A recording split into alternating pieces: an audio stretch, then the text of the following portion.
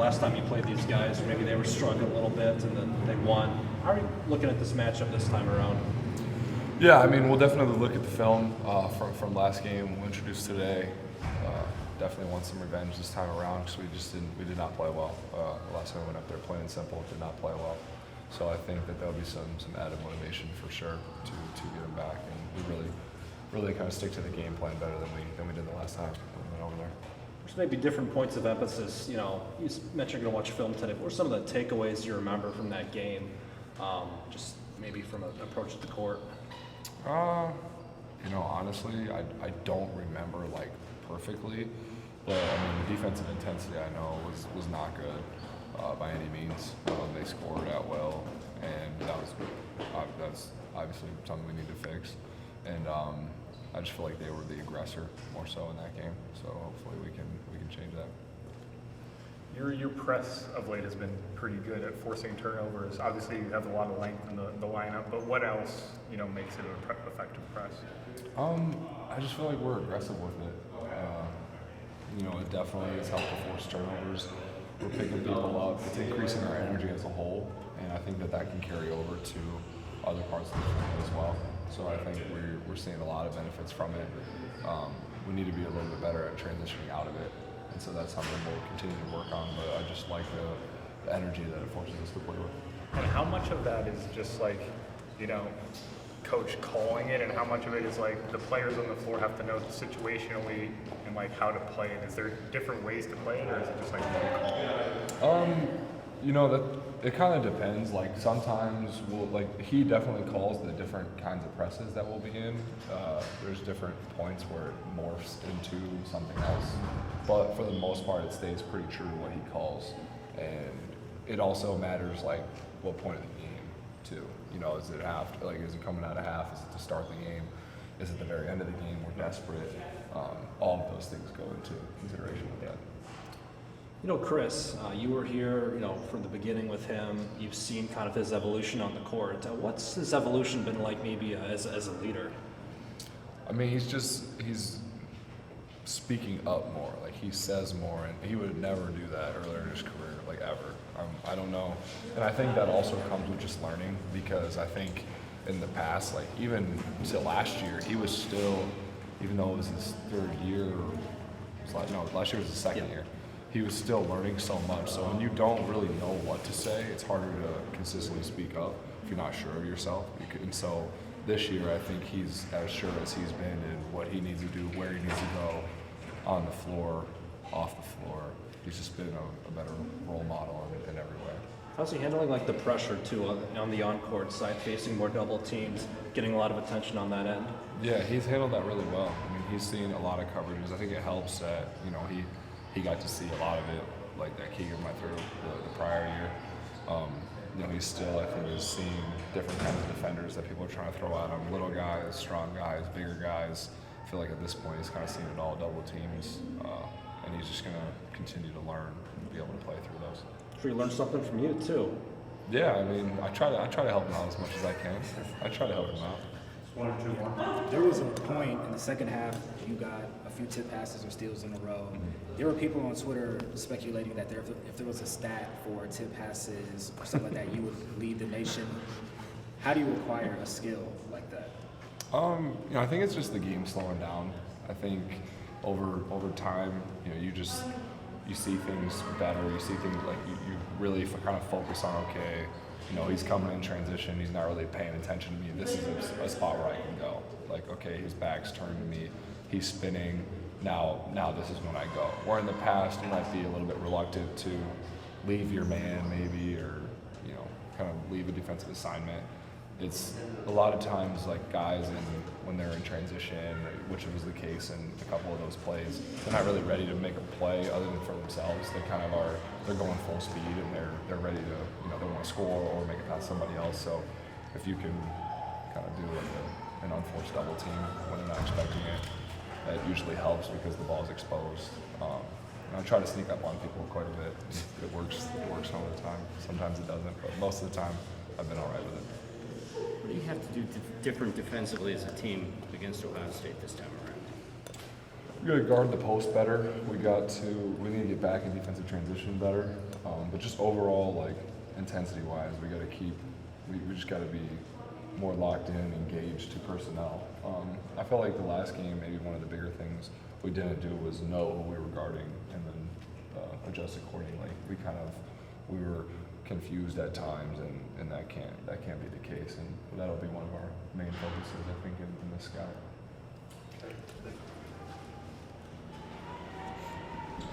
Do you look forward to trying to get back at Ohio State for that first game? Yeah, just really uncharacteristic of how we played, I feel like, that game, especially on the defensive end. They're a team that was struggling going to that game, and we let them get hot. And now they're struggling again, so it's kind of the same situation where they got a lot of talent. They just got to get together a little bit, just play together. And I think it's a dangerous team overall, and that we got to be more prepared than we were previously. What was it that went wrong in that first game, in your opinion? I just think everyone was open, especially for Ohio State. We were giving them open shots, got their guys in rhythm, which is something that we can't let happen, especially when they got talent all across the floor. So that's something that we definitely got to learn. Our ball pressure needs to be better defensively, that's really where it's going to start. I can't remember, did you guys press much in that game? Do you remember? I don't think so. Your presses really seem to be going on. How much do you enjoy doing the press? It's definitely fun just because it creates havoc around the court, and we just fly around to try to make plays. I think that's what our team's really good at, is just flying around, getting steals, creating loose balls, creating transition points for us. How much does your length and lateral quickness help you on the press?